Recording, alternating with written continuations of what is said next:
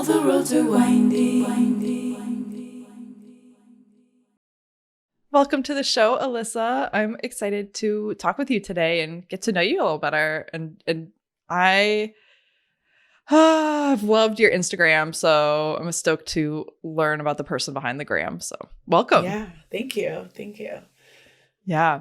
So before we get started, would you like to set the space for us?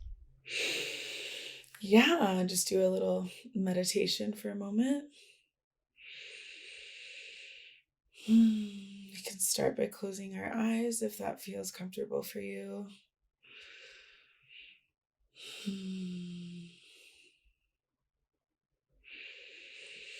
And taking a few deep breaths.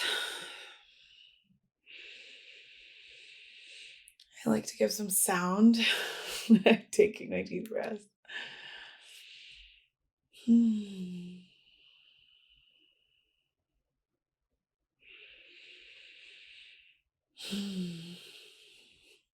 to invite all of the plant allies and the guides and helping spirits and ancestors that are here with us.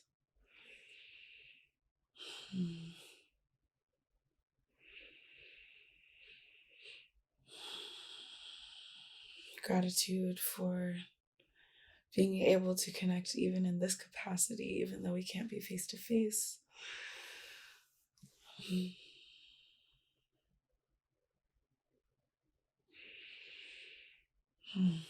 Thank you. Thank you. Plant spirits. Yes. So I'd love to ask and hear a little more about what are your lineages? Where do you come from?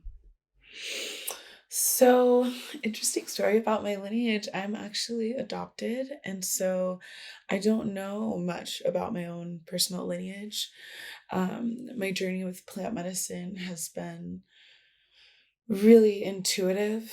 And so I do recognize that somewhere in my lineage, someone somewhere was playing with plants. I just don't know who and where that comes from. So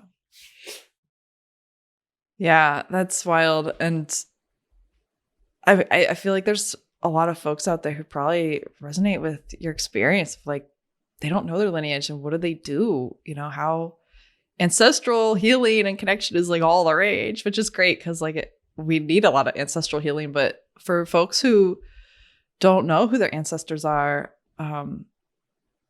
such as yourself, like what has been your path with ancestral healing? I mean, I hear already like connection with the plants. I don't know. Do you want to share about that? yeah, I've recently been diving deeper into somatics, and I have used plant medicine for diving deeper into my own inner traumas, my past, my ancestry, my lineage, in that way through plant medicine, my psilocybin, ayahuasca, uh, and through those medicines, I've really been able to tap into that space a little bit deeper. And it feels very intuitive, and it feels like I'm not sure if me even doing 23andMe or knowing my birth family would like change that relationship that I have already cultivated so deeply, like within myself and through with nature. I believe that our ancestors are with us through the trees and through the plants themselves. And I think not really having anything traditional growing up. I'm also transracially adopted. So growing up inside, not knowing my lineage, and then also growing up in a family where no one else looked like me, I really had to find that connection. And the redwood trees have like really been that for me. I grew up in the Santa Cruz Mountains, and they were always just my refuge. And there was a tree in our driveway that was like it was a stump, but it was all dug out. And so you could get nested, like just like a sweet nest inside of the tree. And that was always my deeper connection. Mm. And that's amazing. And as I'm listening to you, I'm just hearing that even if we don't know who our ancestors are, they know who we are. Yes. there's there's that. Yeah. But that's so beautiful. I mean, you're so lucky to grow. I don't know what the right word is. Lucky doesn't even feel right, but it's the best one I got right now. So to grow up in the Santa Cruz Mountains, they're just so amazing. And I do like to ask people, like, where's the land you're on and who are the original people of that land? And if, since this is such a special place where you've grown up, do you want to talk more about how it's influenced who you are? Yeah. So the Santa Cruz Mountains is on Ohlone and Anawas land, I believe is the name of the tribe. And so I grew up going to school and learning about the Ohlone people and learning, uh, growing up in the mountains. I think our schools are just different. Like when we go on field trips, we're going, to the ocean, and we're going to, we're really always very entwined with nature in school as well. So I think that growing up in the Santa Cruz Mountains really just opened up this world beyond that I don't think I would have had if I had grown up in a city or somewhere else. And having grown up again around so many people that didn't look like me, that I didn't necessarily resonate with sometimes on even just like a fundamental level, nature was always there. I could always drive to the forest. I could always go for a hike. I could always go to places like where I truly felt like I belonged, and I didn't have to be like anyone else. I could just be my messy self and just like let it all out and scream in the forest. And, so I think that I feel really blessed to have grown up there, because and now I live in Humboldt County, which is very similar to Santa Cruz Mountains. The redwoods are just my home. I just feel so at home. Yeah, they are there's no words. They're just amazing beings, and just blessed is a great way to describe it. I mean, I feel like you can't come here and not be moved by these mountains and the trees and the ocean. It's this land is really special. Yeah. Wow. So growing up in this beautiful, mossy, emerald green, ancient redwood land, how did the plants find you in terms of herbalism and your healing path?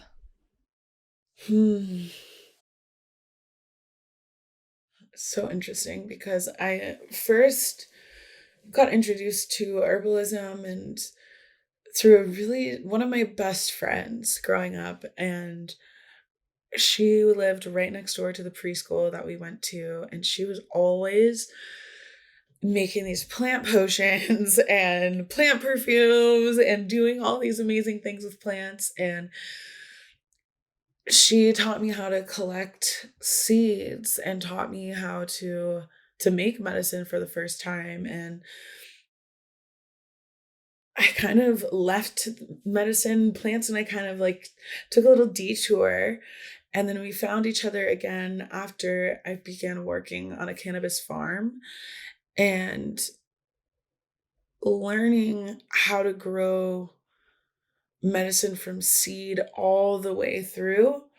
And especially something like a cannabis plant, because there's such a profound expression of just growth and abundance and fullness. And from this little tiny seed, you get this like 9-foot tall, juicy plant full of medicine, and creating from that perspective, it was just amazing. And the plants were just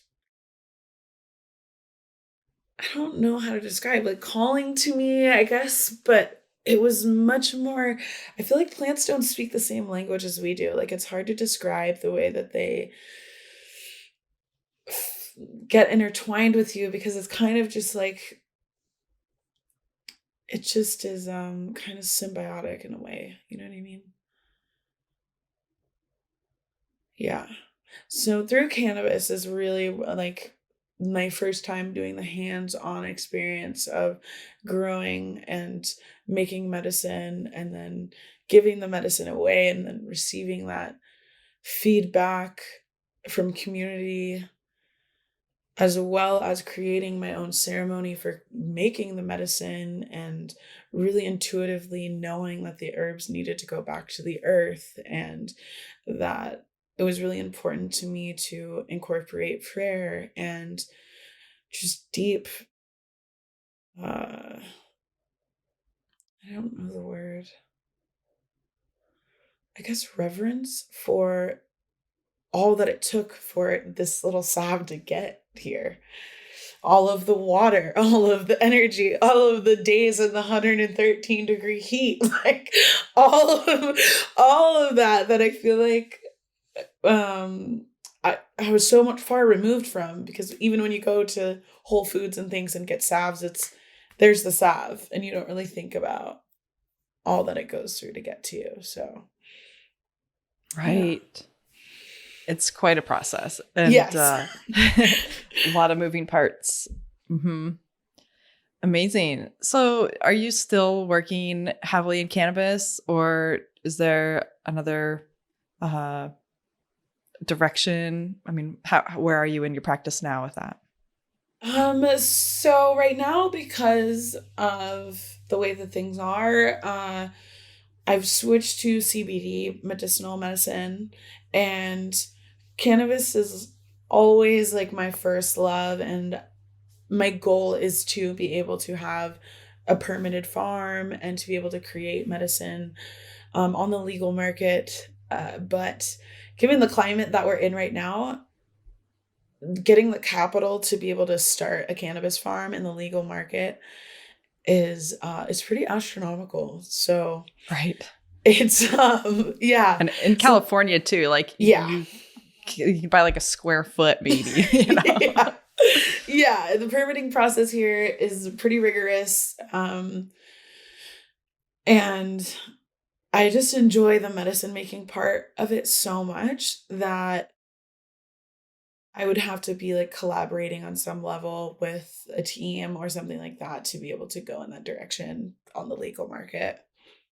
Yeah. So so CBD is still from cannabis, but when you say cannabis, are you speaking to like CBD and THC like full spectrum? Yes, yeah. Okay. And then you're just CBD is just a subset of that. Yeah, so the CBD that I use is a full spectrum, so there is like up to the 0.3 percentage, the legal amount that's allowed to be in CBD Okay, products cool. Hmm. for topicals. And from everything that I've studied and from my own experience using the medicine, CBD isolate, it's kind of like taking, like when you take a vitamin C pill, it's like you took all the other good stuff out of it. You took the fiber out, you took all of the other cannabinoids um, out of the plant itself, and then are stripping it down. Not that CBD by itself doesn't have amazing benefits, because it does, just for pain and just an overall synergistic healing experience. I found that full spectrum is definitely the way to go. Ah, amazing. And what a I love how you described the, going from this seed to this like 9-foot giant plant. And it's just so abundant and prolific. And um, can you take us to a more granular level of that prayer and that Mhm. honoring and how you tend to that? Because I feel like with so many of these plants that are so powerful, like look at tobacco, it's been Mhm. so taken out of sacred relationship, and Mhm. cannabis in a way too. I mean, it's commodified and it's such a beautiful, powerful medicine. Um, so I hear in what you're doing is being in relationship and being in this honoring. So I'd love to hear more. Yeah. Um, so really when I begin my practice, I'm really mindful to have all of the elements with me when I'm coming to making medicine and growing medicine. When we start a garden, I'm always making sure that I'm placing crystals in the four corners of the garden as well as the center, creating a grid, as well as lighting fire in the garden, bringing in spirit through intention for whatever needs to come through the medicine is able to come through and reach the people that it needs to reach. And sometimes many things can happen between the time that you start the seeds to harvest. I mean, just wide array, bugs, weather, mites,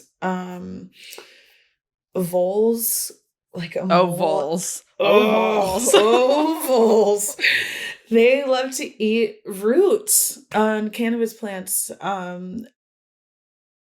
Having that relationship with the plant to where even when things go wrong, you're still able to hold the vision of everything that is going right, as well as knowing that this medicine is going to go where it needs to go. And there's going to be an abundant amount of it at the end. Um, I found that when I was working without incorporating those practices and intentions, that it was really easy for my mind to spiral. And when one thing would happen to one plant, it was like the end of the world and I couldn't handle it. And everyone on the farm was stressed out and all of those things. And then it would kind of have this ripple effect. But I've witnessed that it can also have a ripple effect in the other direction, with that intention. Ah, I love that. Thank you. It's such a powerful message to receive and what that focus. And I love that it's really such a deep trust in the process too. And um how do you work with the spirit of cannabis? I mean, do you do you talk with it? Do you hang Yeah. out? Yeah, we definitely hang out on a daily basis. Um, and we've been on quite a journey. When I was in my early 20s, cannabis and I didn't resonate that well together. I got a lot of anxiety. Um, I'm actually allergic to live plants when they begin to flower. Wow, what wait, what? Yeah. Yeah. So, yeah. So when I touch the live plants, like hives all Oh my over my entire gosh. body. Yeah. So we love on each other for a certain amount of time, and then I have just deep respect for her finishing her process. And if I do work with her, I wear protection and long sleeves and gloves and all those things. But it's she's definitely a very powerful medicine, and I feel like the way that we have made it such a recreational um plant medicine has taken away, I think, just the really potent ceremony that can be made with cannabis herself. And the same way that we sit in ceremony for ayahuasca and for psilocybin and for other psychoactive medicines, I wish that we were doing that more with cannabis, because I've found that in my own practice, even in the morning with my tea and with her, I'm able to drop into my body in a way that allows my nervous system to be able to take in more information without having my anxiety and my fight or flight response like be on 10. But when I'm not like sitting in in meditation, or I'm like out with friends and I'm using cannabis really recreationally, I can go into those like weird headspaces where it's like, okay, it's not so much fun anymore. I gotta go feed my cat. Yeah, exactly. Like, I'm gonna go over here. And I've witnessed a lot of people who have that experience. And I wonder if I'm always curious if like we just take a step back and slow things down a little bit, which is really hard for us to do in our modern society. If we can cultivate just a deeper relationship with the plant and what she wants to show us too. Um, yeah, because I feel like in the past I've used the medicine for dampening effects, like not having to feel a lot of heightened emotions and things like that, and not always getting what you want, right? Like the medicine doesn't always do that for you, and learning to somatically be able to work through some of the things that come up without having to like spin out and go on a full head trip. Right. So I'm hearing it really helps you get in your body. Yeah. If you're in the right space, that honoring space to begin with. Yes. Yeah. Mm-hmm. You know, I'm going to share here because this is coming at a really funny time. I'm like, funny that we're talking now, because since late 2018, I stopped using cannabis. I think it's an amazing plant. It's helped me with so much heart opening and staying true to myself. It's just such a beautiful plant. But at that point, I needed to stop. And also in solidarity with my husband, who was, you know, he's got a more slippery slope of addiction and to any kind of substance. And I'm definitely not like that. And so I was in solidarity with him, and it was actually amazing. I was like, okay, I had a lot of clarity. I was able to get really grounded, really take action. And it was just recently in the last few months that I felt I heard her call again. I was like, oh, wow, I don't know. And I was like, okay, I've been just so easily not sitting with cannabis. And so I really listened. I was like, okay, I don't know about this. Do I want to do this? Is it going to like open a slippery slope, or, you know, because I don't know. I was like, I don't think I'm like an addicted type of personality, but I've been in such a good place. And I was like, you know what? I'm going to do it. And same thing of like sitting and honoring. I like to get in the bath and like, you know, really make it like a whole ritual and hold it and speak my prayers and invite the elements, and then just be in that space. And I was like, wow, this is amazing. And it was like once a month is enough, because the medicine is so deep. I was like, wow. And just that ability, I'm feeling the same thing as you, of like getting in my body, and just this ability to like put a little oil in my hands and then just touch my body, and like tension releases without even needing. It's like there's no rhyme or reason to it. It's just like so intuitive, such a deep self-healing with this plant. And I'm so grateful for it. It's amazing. And fortunately, I'm like, okay, I do have the type of personality where I don't even know if it's personality, but such somatic awareness of like, my body wants it or my body doesn't want it. And I try to honor that the best I can. Because my mind would be like, yeah, let's go get stoned in the garden all day, every day, and like play guitar or something. But like my body's like, no. So I just wanted to share that, because it's almost like a little confession, but also like I've talked about it on the podcast before, where I was like, no, I don't smoke anymore. But it just is the past couple months. I've had it a couple times, and it's amazing. It's such amazing medicine. And if it's something that you can sit with, for some people, they just can't. So thanks for hearing that. I know it's like your interview, but I'm just feeling thanks. No, I appreciate that share. I think it's important that more people talk about cannabis in this way. The way that the industry is, it's just so like, I remember when dabs first came out, concentrates, and I cannot do dabs. In my mind, I'm like, unless you have like chronic pain, or you're in cancer treatment, like smoking 99% THC, like it just doesn't seem like I can't do anything. There's nothing like I don't know how much benefit it's going to give an everyday person.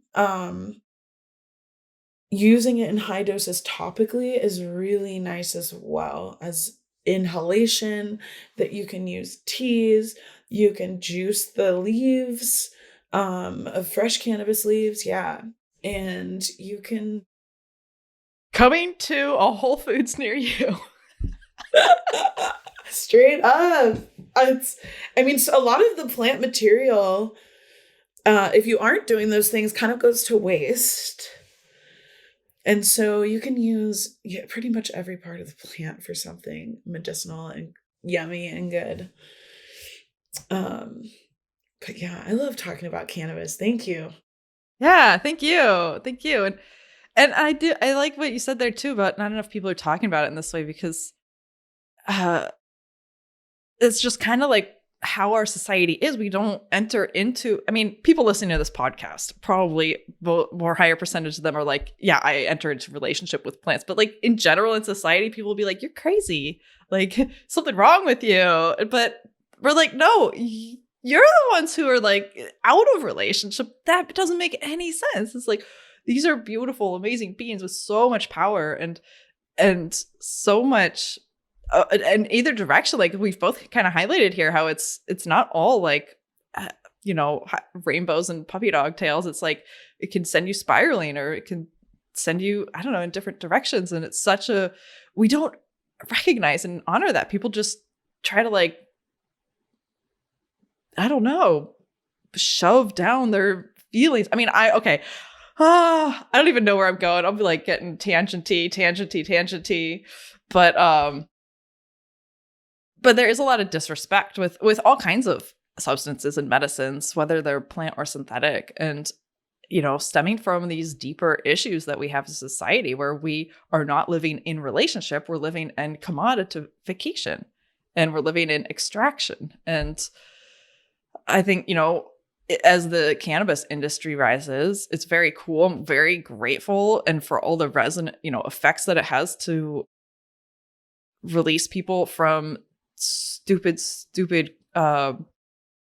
just such racist policies that have sent so many people to jail and ruined their lives. Like, I love all of these different effects that this rising cannabis industry has, but is this an opportunity for us to maybe raise the volume a little bit on like, hey, what about relationship? Yeah. Or will it just become another tobacco type thing? Yeah. And for me, I've thinking about, and even in the cannabis industry, there's such a dark underbelly to it as well, even with the incarcerations, with just the black market in and of itself as this ever-growing beast. And then you have all of these other people, venture capitalists getting into cannabis and having permits in every single state that's legal, and creating these huge, like, tobacco mega brands that are now nationwide, internationally known.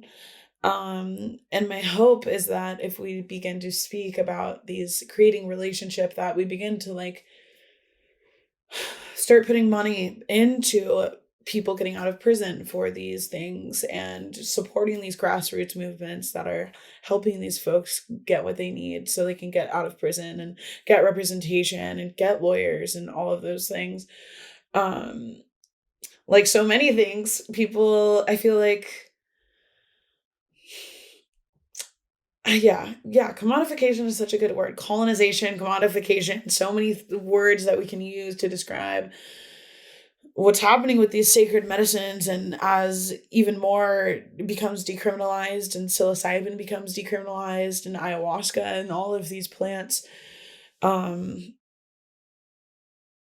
it's just, it really like, it's one of the things that just like irks me. It just irks me to see, even simple things as like cacao ceremonies, and like, it's to see and to build more of a relationship between these people that you're getting the medicine from, and supporting them. Like, it wouldn't take much, I don't feel, and people then host retreats in these third world countries for thousands of dollars a person and are not doing anything to give back to the community that they're taking so much from and the culture that they're taking so much from.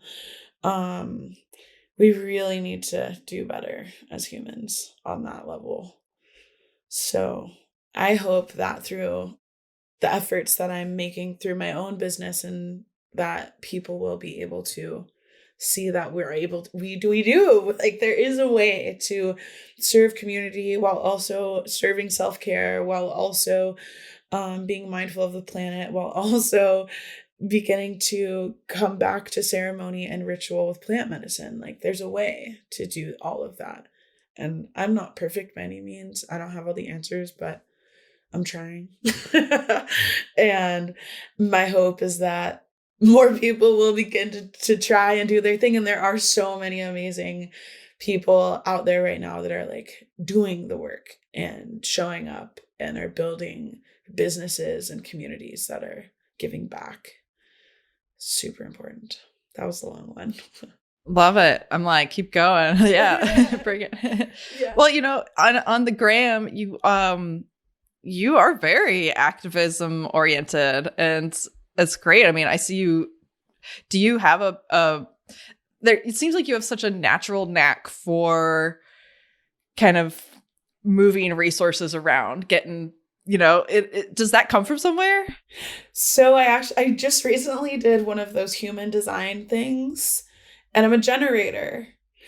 And then I did another little fun thing, and it was and it basically was the same thing.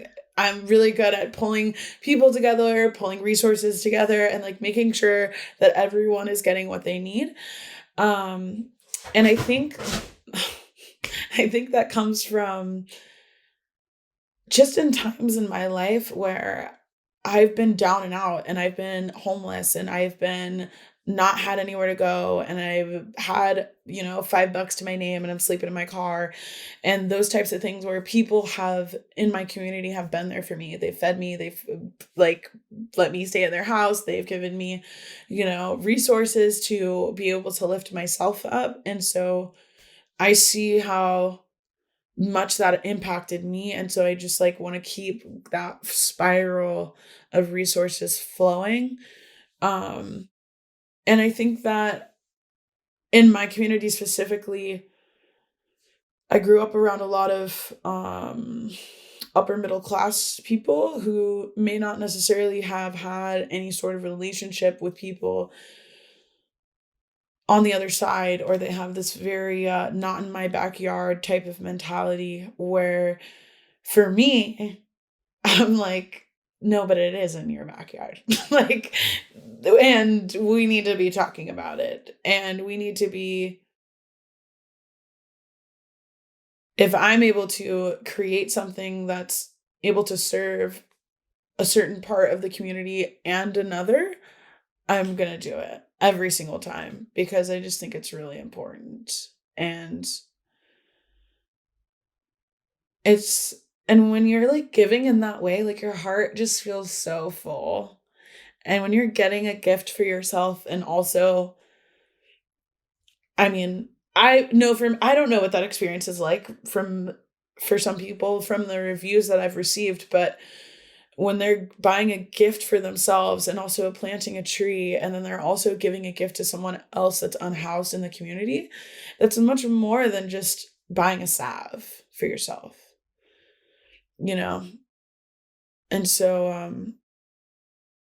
I don't know how, but it just all kind of fit together really beautifully and synergistically. And I can see a way that this can really work and make a really big impact in the lives of other people. And I love how it's just kind of, it's not one big heroic action. It's many little actions adding up over and over and over again. Yeah. It's beautiful to look back, and see like over the last 6 months how many individuals and families we've served. And it doesn't seem like that much when it's only a few things here and a few things there. But it adds up. Every tree adds up. So it's really exciting. That is cool. Yeah. Can we talk about what happened that got you home, out on the streets or homeless? What was that period of your life? Oof.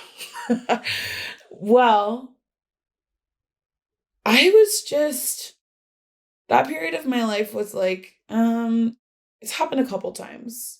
I was in my early 20s, and after leaving my parents' house, okay, so I guess I have to back up. I need to back up a little bit before all of that. Um, so I had my son when I was 15, and my parents kicked me out of my house. With a new baby. I was pregnant, but yes, Okay. Okay. they were not, they didn't want me to, they didn't want, it just wasn't going to look cute in the family photo. Like they didn't want, that was not a part of their plan. Wow. That must have hurt a lot. Yeah, and having already had been adopted and then having gone through that experience and being sent to wilderness programs and boarding schools and then coming home and getting pregnant and then being kicked out and given to a foster family, it was definitely betrayal and abandonment over and over and over and over again. Um and it was really hard for me to trust people. And so when I was in my early 1920s, I just was like really wanted to be nomadic, and I had this I had this sense of, now I recognize it as it being a trauma response, hyper independence, right? Like not wanting to be around anyone so that I'm just fully safe and protected in my own little bubble. Uh and so I just wasn't able to keep a job. I wasn't able to like build lasting relationships that were mutually beneficial. I found myself in a lot of situations with people that were using me or um yeah, it just wasn't a good scene. I was partying a lot, I was using a lot of substances, I was drinking a lot. I just wanted to be like anywhere but in my body and in my reality. There it was just too painful to eat to be there.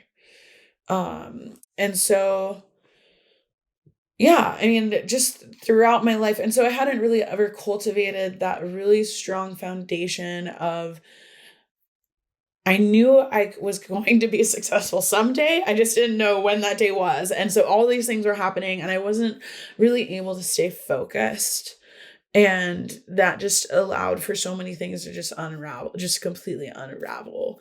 Um, and Yeah, so I was house surfing a lot. I was sleeping in my car a lot. I never like slept out on the streets per se. Like that was not a part of my reality. But it was a lot of like party to party, couch to couch, that type of a scene. Um, and and yeah, and then when I was about 23, I moved up to San Francisco and took an in-home nannying gig with a beautiful family who,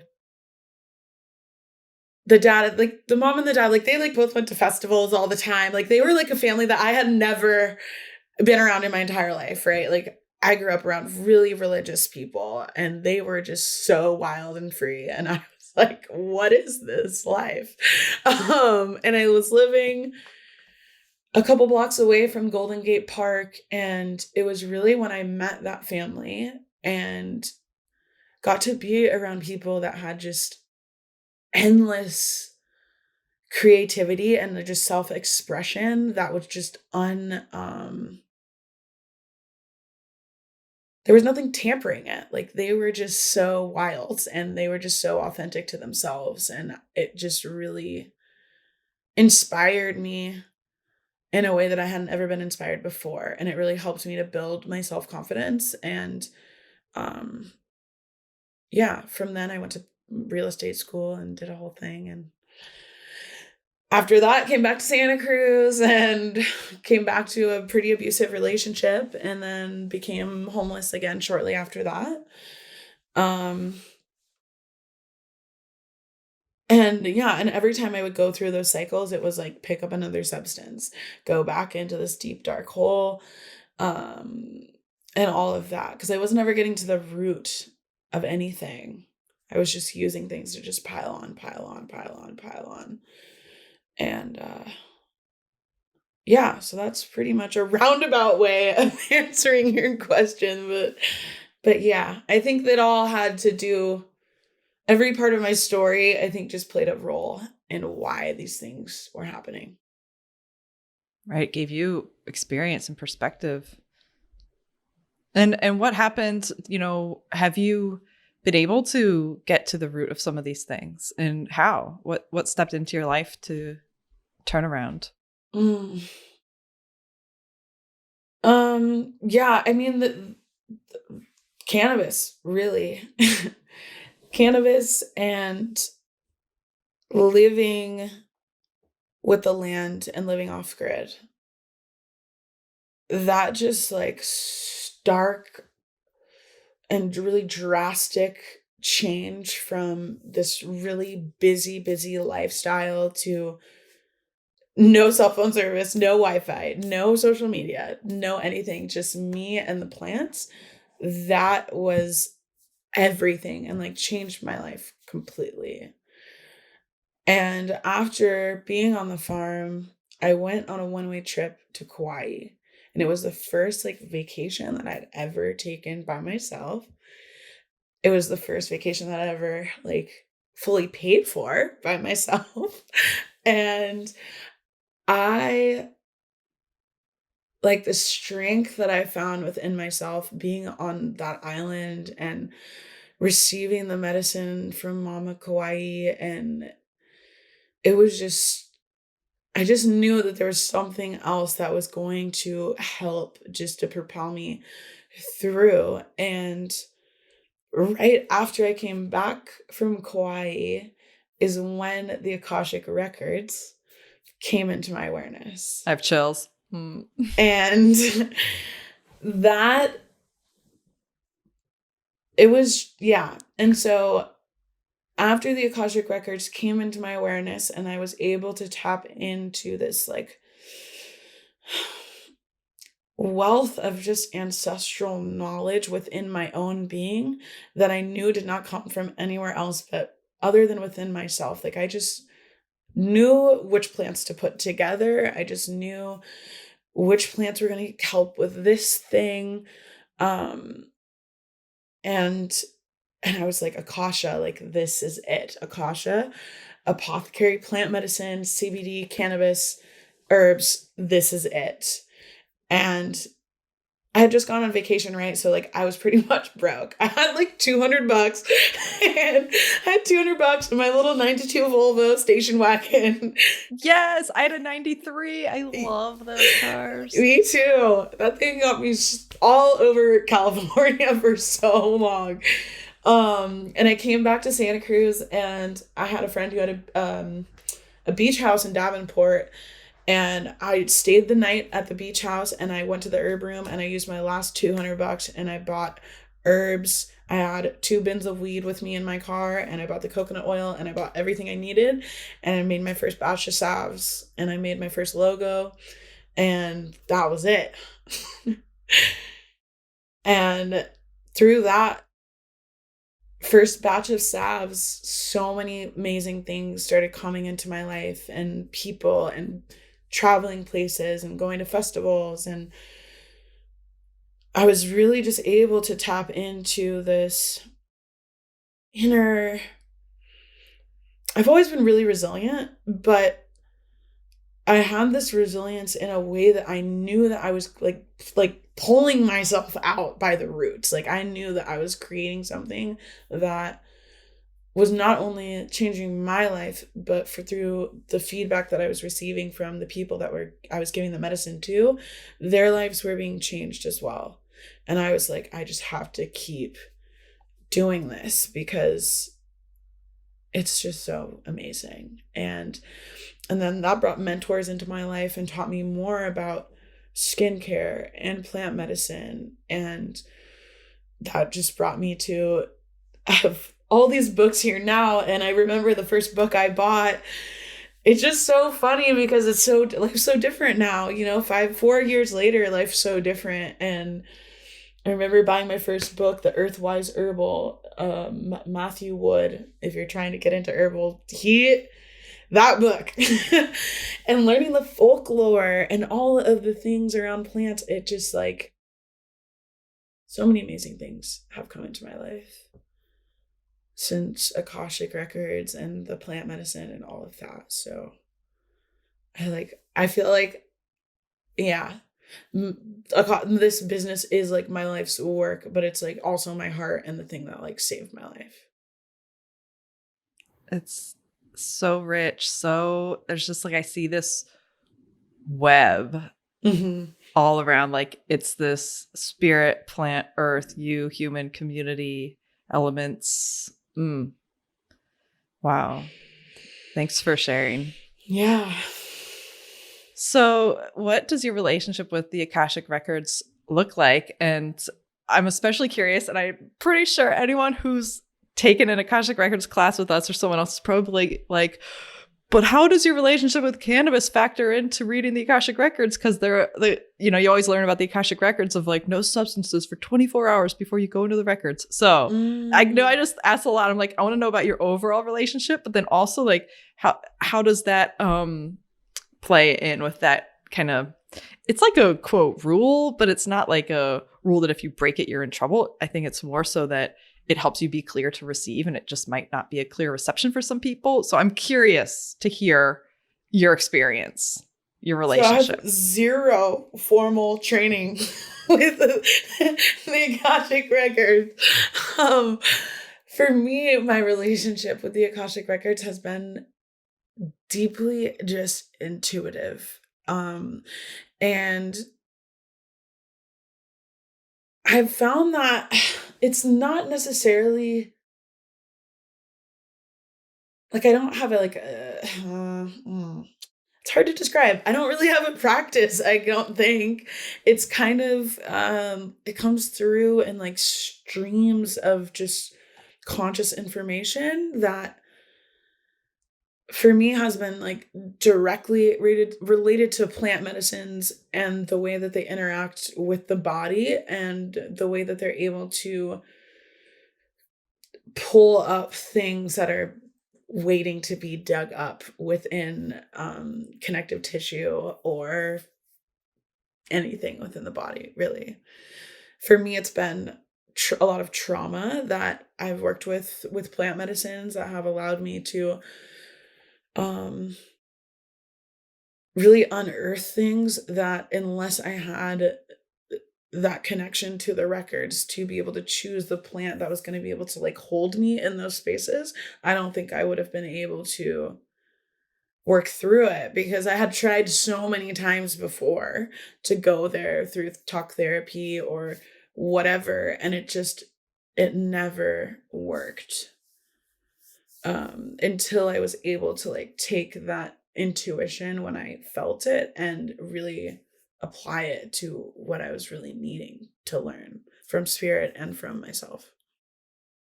Sounds like you are just a channel in that way. Mm-hmm. Cool. Right. Because if the formal training is like you do a pathway prayer to open the process and which but then the Akashic Records are like this, it's, people have been channeling it for as long as there's been people probably. So, right. It's just different doors, different doorways, different approaches. Mm-hmm. And I think spirit knows how non-traditional that I am. And so they're like, we're just going to do what we got to do. Yeah, exactly. That's awesome. That's yeah. awesome. Did you have your baby? Is that something you want to share? And did you put up for adoption? Yes. So long in my maternal lineage is this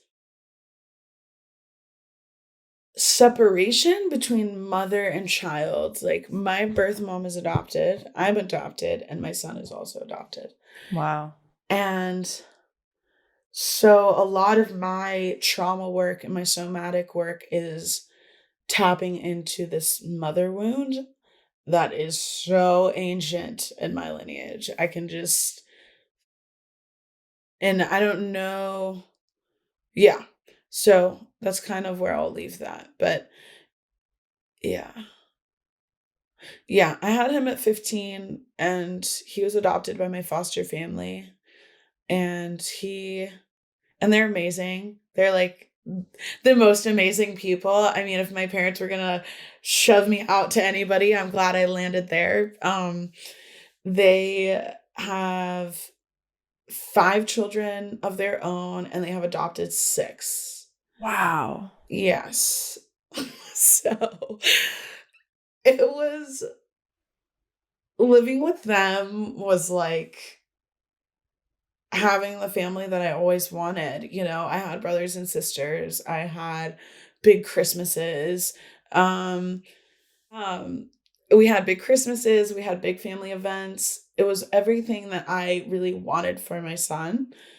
And um and then my foster mother got sick very shortly after and passed away from pancreatic cancer. Wow. After adopting him? Mhm. Wow.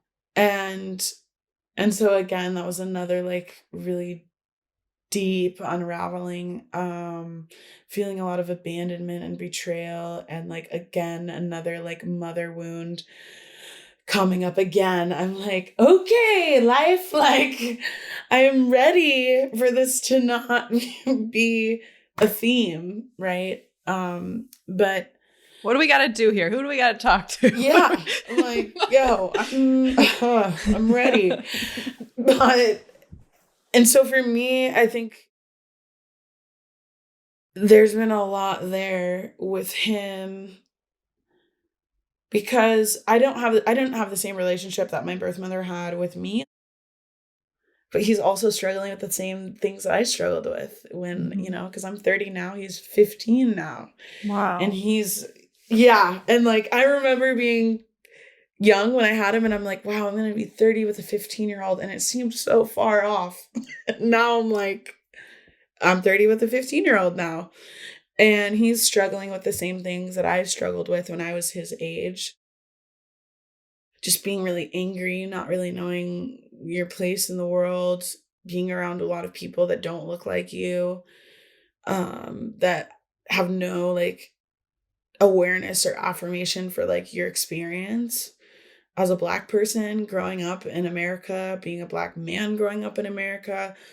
And because I also grew up in a transracial family, only when I got older, much older, into my 20s, did I really realize that and start connecting the dots and really diving into what does that mean to be a Black woman in America going through this experience, having grown up in a white family. Now my son's also growing up in a white family. We're both having these similar experiences like in life as Black people, and him and I were able to relate to each other, but I could see that he was having such a hard time like relating with the family because they're as beautiful people as they are, they have this very they have this colorblind mentality of like, look at our family, like, yes, we have a rainbow family, like there's so many different people from different cultures and that are inside of our family, but there's no honoring Almost like an of that erasure. difference. Yes.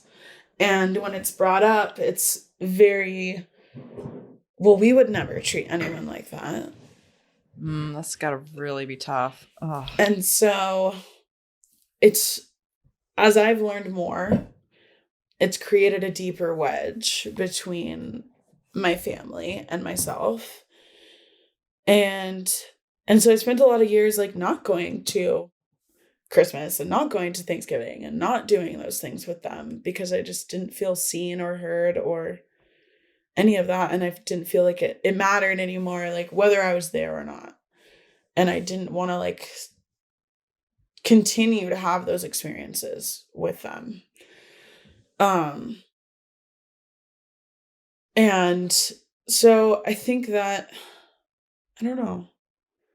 I don't know. I forgot your question, to be Oh, no, honest. I mean, I'm, it just sounds like this experience is, it's like yet another one of those mother wounds, parental wounds here too, of like not being seen, Yeah. not being acknowledged of the rich background and history that you have, but not being supported and accessing that. And it's not diversity. It's like not whitewashing. I mean, I'm sure there's an official term, but Right. it sounds like such a challenge. And do you talk to them now? Has anything shifted? No. I no. I mean, my adoptive mother growing up was really abusive, like verbally and emotionally and psychologically. And so there's not much there for me to like go with for that relationship to continue to be not toxic or anything for me or for her. Really, I don't necessarily require the skills to be able to like do mental gymnastics with her. It's or emotional gymnastics. It's too much. At this point in my life, I'm like, no. Like today, I went to the park with my partner and I just had this inner calling to go on the slide. We were going to go for a walk and I was like, I want to go on the slide. And the slide was all wet and there was a puddle underneath it. And in my mind, I'm like, oh, my mom would be so mad right now. She would never let me do this. Right. And I just had to like fully indulge my inner child and just let myself go down the slide, get my sweatshirt soaking wet, get my feet wet in the puddle, jump in a puddle, get on the swing, and like not be ridiculed and shamed and put down and feel that like just like bliss of freedom now that I've done some of the inner digging to realize like that I do intrinsically have value, whether or not somebody else sees that. And I am worthy of love, whether or not someone else loves me and is outwardly giving me some sort of praise or affirmation in that way. And to be able to like my adult self to fully like soothe that inner part of me was like, I was like, fuck yeah, I'm going on slides. Like it was so awesome. And so yeah, I mean, I think just all those things. But no, we don't talk.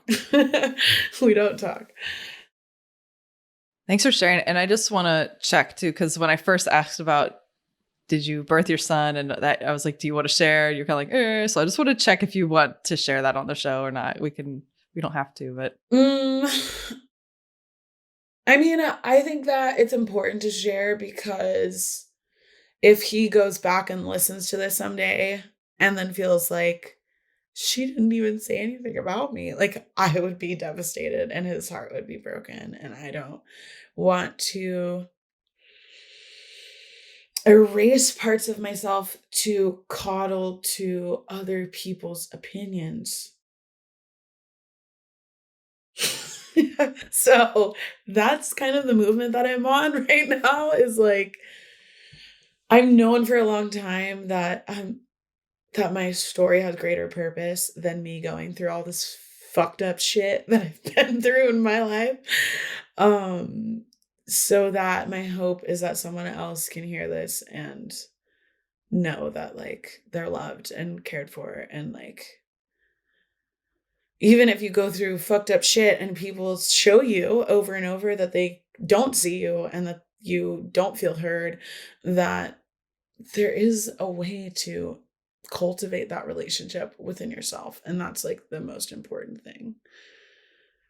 So I think it's important to not sugarcoat it for other people's comfort. thank you. And this harkens back to your description of working with the medicines you grow and how so much can go awry. The voles might come and all this might happen, but you trust the process and you trust the medicine will go where it needs to. And that in this, your story is such medicine. And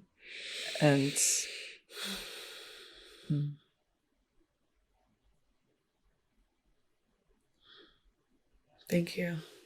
Yeah, thank you for sharing. Thank you. I've never shared my story before like this on like a platform at all. So this is the first time. I did a couple podcasts before, but it was mostly about my experience growing up in Santa Cruz. Yeah.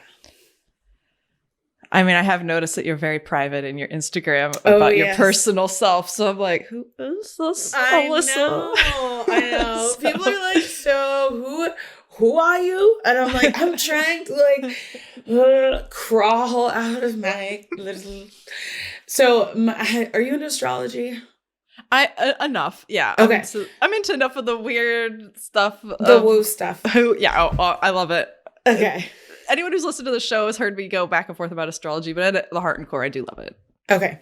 So my north node is in Capricorn, which my south node is in Cancer. So I want to be like hidden, but my path in light in this lifetime is like, you better get to the top of that mountain, girl. Fucking figure it out. Like, figure it out. So doing things like this is part of that journey of like coming out of my shell and being seen and being vulnerable in the way of like, nothing was more vulnerable than me being a child and like not being cared for in a way that I needed to be cared for. So sharing the story now, 30 years later, there's nothing that holds that same charge. You know what I mean? Right. I do. And like that, I know the feeling of like, I just don't want to do it. I can't. Like, what if? Oh my God. But every time I like break through one of those walls of like, oh, I shouldn't have, I'm scared. On the other side, it's like, okay, what's next? Like, I'm ready. Now I'm ready. So it's exciting. But I definitely know the fear and the anxiety and the like, I don't want to. Right. And like on top of just your unique ancestral journey and I mean, the patterns that are so obvious that we've talked about here today, there's also the witch wound of the coming out of the closet of working with medicine and plants. And that has been persecuted for hundreds, if not thousands of years. And it was like so many layers of being seen and coming out to show your true self and how vulnerable and scary that is. I mean, it's fucking terrifying. I get it. It's like, and opening yourself up to people's opinions and ridicules and the trolls and all that shit, like that's real. But I love how you've shared that you open up and you're like, all right, here we are, Here we go. I mean, that's been I feel so resonant in that in my own, I mean, completely different journey, but like having to come out of the shell and be that Capricorn mountain goat and just going up, going forward and sharing. And that thank you for sharing, and thank you for sharing about sharing, because I think this is a fear that holds so I'm really harping on this right now because I think this exact thing that we're talking about is a fear that holds back so many people. This is the linchpin. If you took it out, these structures that hold you back start to fall apart. Yeah, that space. And just recently I was in this embodiment social justice summit and I'm working with this embodiment coach, and I'm laughing as I think of her because she's like in my mind as she's like, Alissa, one day you're just going to crack open and I can't wait to see it. And I'm like, no, like I was like, I wanted to do this feminine embodiment thing, but then when it really got down to it, I was like, oh, hell no. This is really vulnerable. Like, I remember the first practice we did, I immediately my system was like, oh, well, you need to get your headphones, you need to get your phone charger. Like I couldn't even go in at all. And now I'm able to like touch grief and complete a full cycle of grief of like touching a memory, self-soothing, allowing the tears to come, allowing the anger to come and go, and be able to come back to like a place of like resting and homeostasis without like spiraling down into the abyss. And the more and more I'm open and the more and more I allow this ancestral wound that literally I can like visually see it like in my ancestral body, like it's so deep and it's open and it's from like my throat all the way to my womb.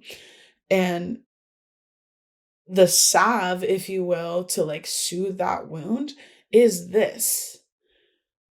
And like what I've used in the past and what I think so many people use in the past to like super glue their wound together is drugs, is alcohol, is fear, is anger, is violence, is like all these things. And they do manifest in other ways, but this way being seen specifically. Because we don't want anybody to like see inside. We don't want anybody to see that like there's a giant fucking wound there. And we're afraid. I was really afraid that other people were going to see me and they were going to turn away. And they couldn't even look at it because it was so ugly and so deep. And so it was just going to be too much, right? But I'm learning that as I keep the wound open and give myself the medicine that I need and touch the places that need to be touched and allow myself to cry and feel and get angry and have safe containers now to like express that and be in that. And then also having the plant medicine to like hold me through those experiences. It's been life-changing for sure. Yeah. I tried it the other way. The floating head thing where you just, yeah, you just go to therapy and you learn all these words and you're like, don't gaslight me. And like all these things, right? Like you use all these terms and words and things to like intellectualize trauma and all this stuff. And I know all the terms. I know all the terms. I know all those little things, but nothing worked until I went into my body and did somatics and used plant medicine. That was the only thing that's actually created space to keep the wound open and ugly and shine in the sun. Like, I love how you're saying this, like the sun is coming up and you're like glowing. It's like the whole everything just shifted. It's yes. amazing. Wow. Well, I'm deeply honored to receive your story and to just witness you. And it's beautiful what I hear, what I see. And thank you. Grateful for you and your journey and for what you bring through your whole being to your work, your creations in the world. So thank you. Thanks for having me. You want to share where people can connect with you? What do you offer and where they can find you? Yes. So you can find me on Instagram at Akasha Apothecary. And through that, I have a link tree set up. You can find my shop. I have a workshop coming up on the 20th of this month. You can learn how to make herbal womb oil for massage. And what else? What else am I offering right now? I think that's it. Do you have a newsletter people can sign up for? Oh, yeah. Through my website, you can sign up for the newsletter. Just enter your email down at the bottom of the page. And each month we send out a little intention for the month and something new that we are offering and updates about our community apothecary, the renegade apothecary that provides free herbal medicine to mutual aid groups, to unhoused folks, to community fridges, and anyone who needs it in our community right now. That's awesome. That's super awesome. Well, those are all, of course, listed in the show notes, everybody. And thank you so much. I'm super excited to have you come do a workshop with us as well. And we've got an activism component in it where I just kept getting this idea. I was like, we should do have you teach, and then we have like a make one for yourself and make one to give away. And I love it.